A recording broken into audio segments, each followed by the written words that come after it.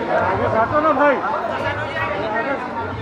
आगे जाओ, आगे जाओ ना यार।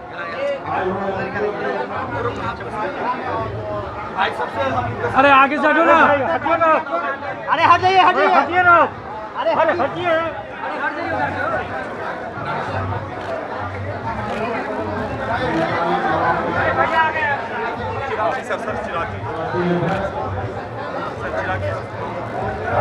सर इधर सर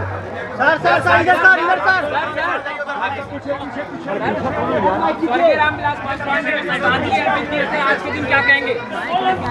अरे माइक नीचे करो यार, अरे माइक नीचे करो।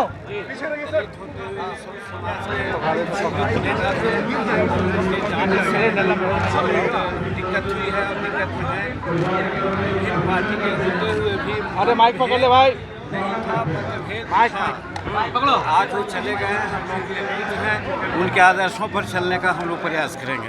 सर आज मुख्यमंत्री नीतीश कुमार अब तक नहीं पहुंचे, क्या कहेंगे? अब उनके बारे में हमको अभी जानकारी नहीं, हम सीधे आ रहे हैं गया से, इसलिए कहाँ क्या हुआ उसमें भी जानकारी नहीं है। भगवान की प्रार्थना करते हैं उनकी आत्मा जहाँ भी हो शांति से रहें और चिराग को आशीर्वाद दें, चिराग आगे बढ़ें, यही शुभकामनाएं।